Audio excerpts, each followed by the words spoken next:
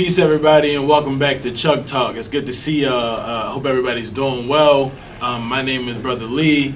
This is Brother Eric, and we are from the Black Youth Institute.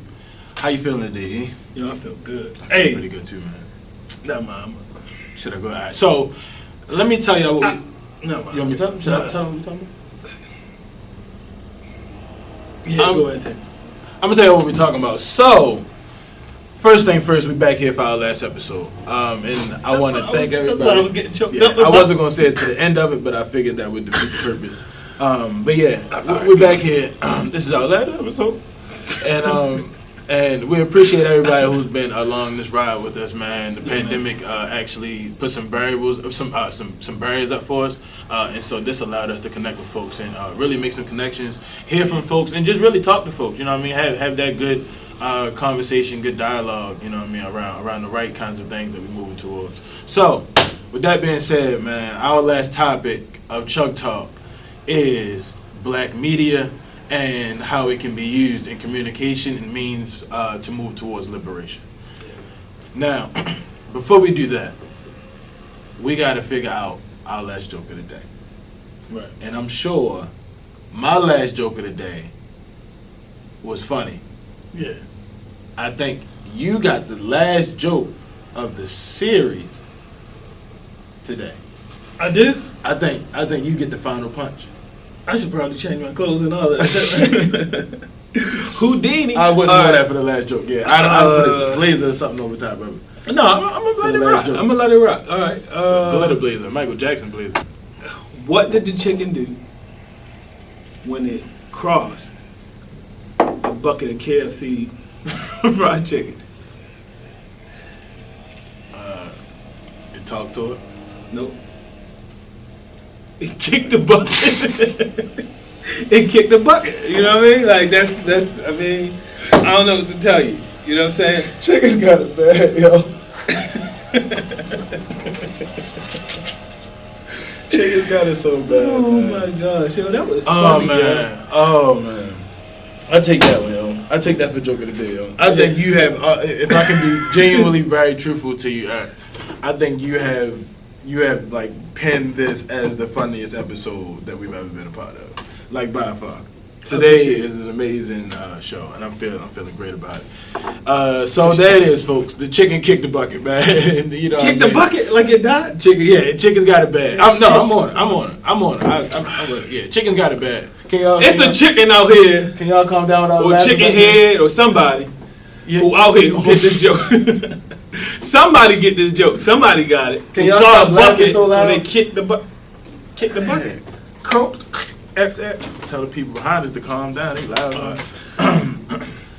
Yeah. So stay away from the buckets of chicken and stay away from chicken in general. It seems like. So, no, brother, we appreciate you, man. Seriously, I think this is by far the funniest episode that we've ever had. And I'm thoroughly too bad some of it's not going to air, though. Some of it's not going to air. We And that's get to not see it. your fault. But I think if you'd have been in the room to experience this, and you know what I mean, and you was in the room to figure out what happens when... Not mine. Forget it. So, yeah. Let's talk, man. Let's talk. So we're talking about black media. We're talking about how to use communication in liberations, right? Yes, sir. So just initially, before we go into, you know what I mean, diving into any specific thing, generally what comes to mind for you when you think about black media and when you think about, you know what I mean, it being used as pathways to liberation? Man, immediately, bro, what I think about is that there is no liberation, there is no movement without strong communication, right? And so the mediums of communication that we use are partially about what's available and what is most popular in most popular ways, right? So if we think about civil rights movement, having things on video was the big thing because video was a new thing, right? Television was new in terms of like national broadcasting. Right. It was only 3 channels, so if you got on one of those channels, you were able to get in front of every American family, right? It's different today, right? We have social media, we also have TV, we have written media, but I guess what I'm saying is what I learned about social movements is that it's always about communications. Communications arm of a movement has to be strong as the people, right? Right. And so when I think about black media and black mediums of communication for liberation, I think about literally what we just did, bro. We laughed, we talked, we actually just completed something that I'm always excited at, the transition of a journey, right? I won't say the end, but a transition of a journey when you can, look forward and look from where you came and be like, yo, this is a long way. If you think about it, bro, we started this thing back in March, late March.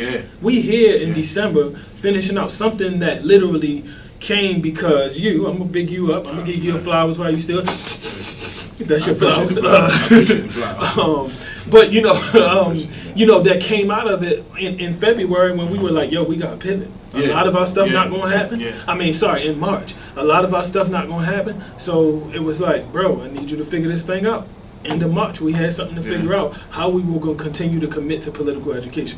I say all that to say, man, that like when we think about liberation, it's always been a part of that. We talk a lot about it on this show, maroon communities. What do you call it? I'm about to say spoken word or word for word, but what comes to mind is word of mouth. As a technology, right? That we utilize, or music as a technology, or quilting as a technology to communicate where you were going to be, singing, right? Wade in the water. Like those songs were messages embedded in those. So what I'm saying is when we think about mediums of communication, when we think about black liberation, if you're not thinking about how to control our media and mediums of communication and get that to our people in ways that are palatable for our people, in ways that reach our people, in the same ways that McDonald's do it, in the same ways that other marketing firms of top-notch corporations do it on social media or other platforms, we need to be doing the same thing. And so, but I think, in my opinion, we can't forsake some of the past technologies that we had available, that we can just morph them in the 21st century. Word of mouth still works. Absolutely. Knocking on people's doors still work. Making phone calls still work. Absolutely. And text work, social media, flyers, written media, all of that stuff work. And so for us, that's why it's important for Black Youth Institute to do a documentary, to have this art expression as a medium of communication, the spoken word and all of those things, because it's critical to our larger political aims and goals. Absolutely. No, that's real, man. To your point, I would argue that even, and I read this, I'm sorry, I can't remember what book. I'm reading about 4 books at the moment, but one of the books, it talks about communications, and it's talking about word of mouth is the most effective form of communication that you're ever going to be able to use, which is why a lot of companies still use it to this day, which is why so much money gets invested into the media, because that's the way to get to the brains and the folks, to the people. And nothing feels better, right, than you buying a product and you want to know how that product is, and I can come to you. You can tell me how you felt when you started it up, how much it cost, what the service was like when you bought it. You deliver a different experience. So I think, when people think word of mouth is not as effective, man, I think it's, like I said, the most effective. But even in spinning that around, man, when you talk about black media, I think, and to your point, I think it's a means of finding our control in it, right, and finding how we control our own segues and our, and I'm gonna use your language, our own vessels. And I think in part of that, it's going to have to be a clear-cut means of how folks communicate in their own communities. I think every community or movement or anything connected to it has always had a private language or a private or secrecy of communication that allowed them to be sacred about the things they spoke, and to allow them truthfully, even in the days of the enslaved folks, survival, man. Like you said, even the music carried messages in how they should move and where they should look and how they should understand things. So using it as a means to liberation is already been a thing that's been done or been doing. Folks have been connected to. I think we just have to be more intentional about how we're using it and understand the scale of what we have it today. Because, like you said, I remember even having a pen pal, and that was a big thing. When I was in school, you can talk to somebody, you're back and forth on the iMessenger, and now today I can reach the other side of the world in just the click of a button, man. So, I think that's powerful, man. I think that's powerful. That's what I would say. I would say too, bro, and I know we don't have, a bunch of, bell questions. Yeah. I got a question for you. Right? right? And my question for you, honestly, is really just around like really expanding on what you were saying just now.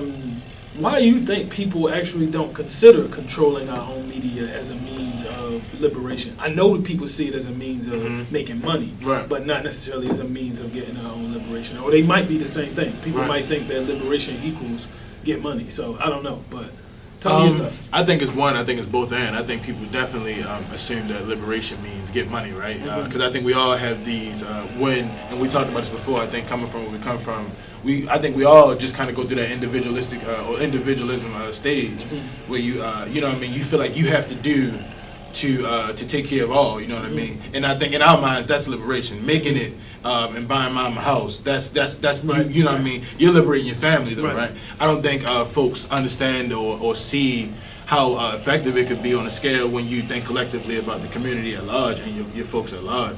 The amount of resources that come, man, with those different platforms are like major, and I think folks just don't understand it for a tool to be that. I think we've adopted a lot of languages and a lot of communications that's been put in front of us, and I always think that the media has a way of making us understand something well enough that everybody can use it in the same way. You know what I mean? So that's why some folks understand how to use Instagram as a tool, and then you have other folks who are I would say product of Instagram. You know what I mean? No, that's to be real. truthful, you know what I mean? Real. So it's that's the way I see it. I just think and to be clear cut, I just think I don't think we're looking at it that way, bro. I think it's not a perspective that is lifted up as much. And I think it should be a perspective that's carried by a lot of folks who have big platforms inside of the media, as it has been done already, you know what I mean, in a lot of different ways. To that point, and I'll let you ask me a question, but to that point, I think that's why media is actually important because because of the social pressure around it. If one person say it, is it. That's why you got brand ambassadors. That's why you got people who will pay, let's just say, pay somebody to do promotions on social media or elsewhere. And it was happening before that with other people getting on, going viral.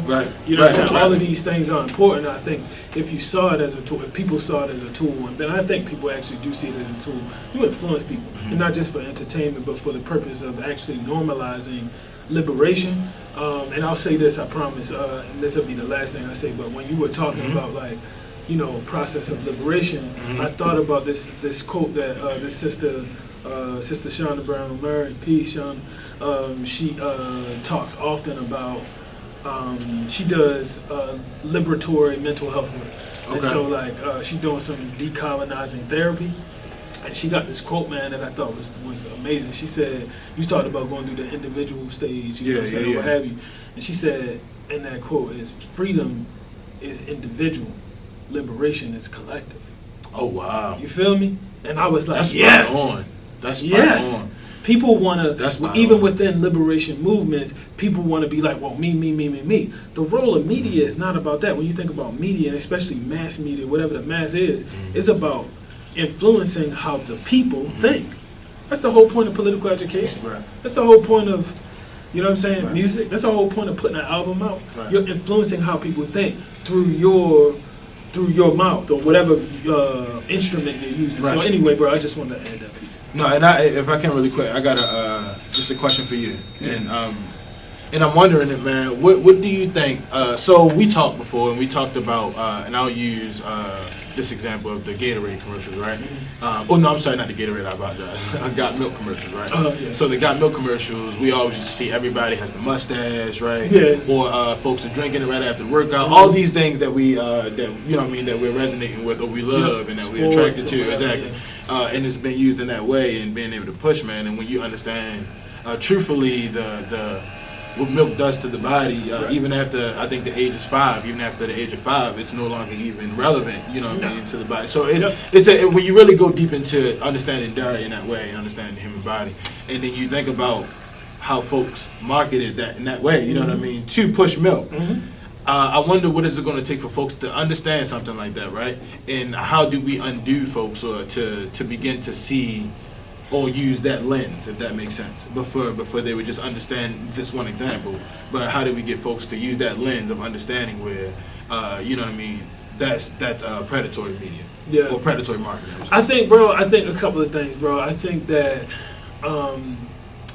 honestly, I think it's through political education that it happens, right? Yeah. Because so here's how I see it, right? If you in murky waters, right, and you were born in murky waters, you wouldn't call your waters murky. Right. You'll call it the waters. Right. The only reason why I would call it murky waters is because somehow in my experience or from somebody telling me, I know the difference between clear water and murky water. Right. You get what I'm saying? Yeah, I'm with you. So you in a particular environment won't know what is murky water unless you clash against something that is different than your norm. Yeah. So the process of interrupting and disrupting your normal is to undo and create a new normal. Right. The process of political education, I believe, is the way of doing that. I mean, talking about these kind of things, raising people's consciousness, like, and getting it on platforms where it works, right? So, for example, I gotta talk about this, right? Because it's important. Okay. Black Youth Institute, the reason why this is our last episode, world, is that we're transitioning from this online, talk show, if you will, to a podcast, the Black Youth Podcast, which is coming in 2021. You heard me. Listen, we've been thinking about this, we've been talking about it, we've been planning for it for some time. Yeah. We're here, Black Youth Podcast. I think that you're thinking about the utility of podcasts as a way to get to people, right? In the same way like this, right? So if somebody driving home, you know what I'm saying, after coming from work because you ain't sent us no lunch, we hungry, trying to get somewhere, but you chilling, right? You tired, but you want to go home, and you got to commute. You feel me? You can pop that podcast on. You know what I'm saying? If you like me, you just need a moment, you know what I'm saying, to just chill, but you still want to, build your mind up, throw on a documentary. It could be our documentary, Baltimore Strange Fruit, or pop on the podcast, and if you ain't got much time, speed it up to 1.5 times. Yeah. Speed it up to 2. Yeah. And what I'm saying is, you got 45 minutes. It's about what you decide. And so my point is, to answer your question, bro, to bring that point home, is that I think that what it's going to take is that people see on regular platforms that it happens. A brother just asked me recently, yo, what you listening to in terms of podcast? And I ain't shut down and say, hey, yo, I'm listening to Gilly or $1 million worth of game. Because, I mean, you know what I'm saying? Like, Wallow and Gilly, I know you probably ain't going to see this, but big ups for what you doing and what you showing. Absolutely. But my thing is, I do listen to it. Just like I listen to the Working Title podcast. Yeah. You know what I'm saying? Yeah. I listen to Think Before You Speak. I listen to a couple local podcasts and people, some big ones as well that I'm not going to name, actually. Check out the Working Title. Check out Think Before You Speak. Check out The Gift Is Free. You know what I'm saying? There's a few different podcasts locally that's doing some amazing stuff. But I guess for me, my thing is you choose what you want. Yo. Yeah. You choose what you want. And if you like me and you need that space, then you do it. So my thing is, we got to be able to get where the people are. My thing is, and I'm going to give people the game, right? This is it. The reason why we got this mural behind us is because some people need to see the message in the mural. Yeah. The reason why we do talks, some people need to do that. The reason why we do CHUCG Talk, some people going to be able to do that. Right. So the reason why we post on social media, Brother Jordan, appreciate you for all you did. On any social media platform that we on, Twitter, Facebook, Instagram. Y'all should know because you at episode 20 by now. It might not be 20, but either way, my point is, you got, but I keep on saying. They keep playing though. Shout out to Day. But if you know what I'm saying, my thing is, we're going to pump out what we need. You need a documentary, we got one. Books on the way, political education course on the way, children's book on the way, and I mean that. And I ain't just talking it. We're planning and developing these things out because the thing is, when you think about Black land and food sovereignty, for us, if you want to get into Black land and food sovereignty with us, you're not gonna be able to be missed by it. Your child gonna be touched by what we're doing through stories to connect us to ourselves. You gonna be interested in it because you might get our produce, or you might be interested in a little zine that we make, or a book that we created, or a documentary, or you might, here's the other medium of communication, and that is word of mouth. You might just see one of us and see with a Black Youth shirt on. Shout out to Quality. We out here doing sitting here literally yo, I've been hearing about this Black Youth. Now we got an opportunity. Yeah. So y'all better expect that over the next 3 years. Yeah. Whether you on the podcast, on YouTube, if we in person, if you wherever you at, you gonna hear the name Black Youth Institute. And I ain't saying it being cocky. I'm saying it being honest. Yeah. Hey man, no, that's real. I was actually gonna say that. No. I just you hey, told me that you gave me the right question. You got yours. You already man. But yeah, no, I feel that way, man. There ain't no way we not gonna you gonna experience us one way or another, whether you like it or not. Whether you like it when we're there, whether you know what I mean, understand that we're going to be connected to it, or just you know what I mean. Or you an opponent of the work. Either which way, your experience with Black University is definitely on the way. Very true. Yeah. But, holy smoke. Yeah, man. Just ready to transition, man. Brother, I talked about the podcast. Excited to go. And it's time to wrap it up here, man. Yeah, man. I guess I'm a little emotional. Yeah, me too. I'm trying to like savor it a little bit. Well, but I'll give you one, right? You know, I ain't no poker player, but they be like, you know, I see you this and I raise you that, right? I'll raise you one. Okay, raise me. So the way we talked about it, man, is that this is the last podcast that's going to go consistently in this way, but we going, online show that's going to go, you know, but as a like a special case. You know, when it makes sense for us to do current events and stuff like that, man. We'll be out in the field, literally in the field, or out in our community, or somewhere where we can tap in from a topic that might be hitting on the podcast. And so CHUCG Talk will essentially be this auxiliary function, if you will, of the Black Yo podcast. So you ain't gotta cry. Like I'm gonna cry a little bit. I ain't gonna cry. I ain't gonna cry on the camera. I ain't gonna cry on the camera. Nope. I don't cry on the camera. I already know what y'all waiting for. Miss Purdy. That's funny. That's funny. Time in the bad life. Anyway, so no, but seriously, yo, we'll have the opportunity, man, to really do this again. But like, yo, what I want to say, really, yo, is that for me, if there's any take home from this series, if there's any take home from this episode, yo, I'm gonna borrow from the sentiment that Dr. Claude Anderson spoke to, yo. One of the parts of our strategy to build power in this country, we gotta own our mediums of communication. Absolutely, man. Powernomics, yo. Check that book out. Completely. That's like one of the things. And so political education is one part of it. That's what we've done through this series, right? Hopefully get people to think about and ask questions that you never thought about before. You feel me? Right. Or it made you think, hey, yo, I want to connect to this organization, or I want to connect to y'all organization. But that's what this whole thing was about. For me, man, when Brother Lee brought this idea to me, what I was most excited about is like, yo, there are people who will never come to a lecture that we do. Absolutely. There's never going to be people who come to a spades tournament where we still talk about political education, or a basketball tournament, or whatever.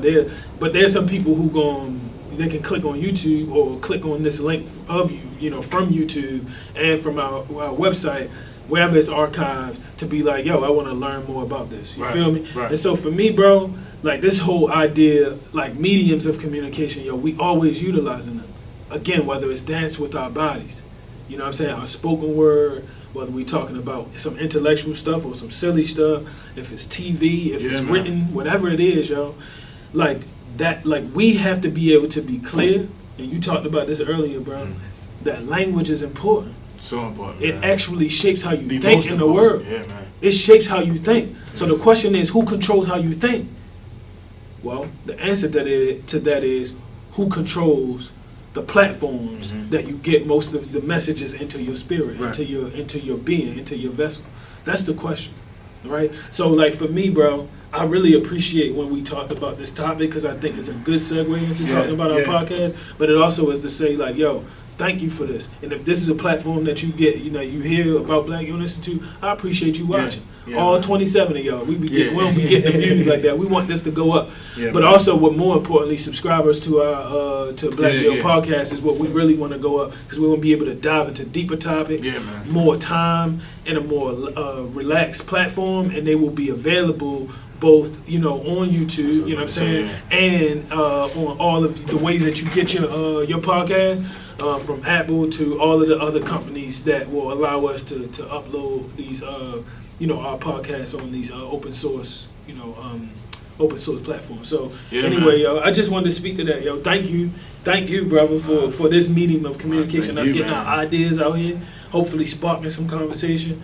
But certainly, I know having fun. At least I am. Yeah, no, for sure, man. I appreciate you. No, absolutely, man. It's love, man. And the last piece I'll say, man, is I've definitely experienced folks, like you said, all 27 of them, right, man? But I think the most beautiful thing is that the 27 you got are the 27 that want to be there, right? You know what I mean? And I either want to big one of my guys up, my brother Mike. Yeah. And we were sitting the other day watching the game, and I forget what we started talking about, but it was something around liberation. And he brought up something we talked about inside of CHUCG Talk, Wow. man. And I never watched it with him. I never, you know what I mean, asked him about it. Like, this is something that, you know what I mean. And then we were laughing. I was like, oh, you watch the show? Mind you, I sit with this guy 3 to 5 times out the week most of the time, you know what I mean? And I'm like, you watch the show? And he's like, man, I'm subscribed. What do you mean watch it? You know what I mean? So it made me feel good, one, because that's my friend. That's one of my closest friends. But also, two, man, because that's how it happens, right? It happens in the most subtle way when you don't think that there's a fire lit somewhere. But in the event that I don't know Mike, he's another brother who goes out into the world and talks about CHUCG Talk with somebody else, you know what I mean? And the political education just flows through, man, once you connect with folks. So I think that's the beautiful thing, man, is being able to reach somebody and them being able to reach 20 more people, you know what I mean? So, yeah, man, I'm grateful. I'm grateful for you being a part of this. I'm grateful for y'all being a part of this. Yeah, man.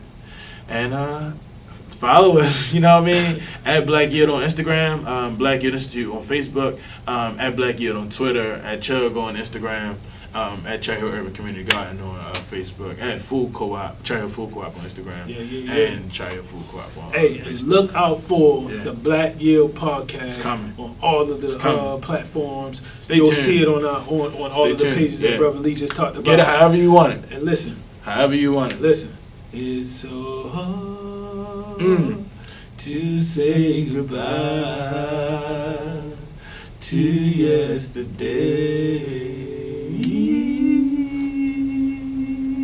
Hey, we'll check y'all, man. I appreciate you, brother. Peace. Peace, y'all. Peace.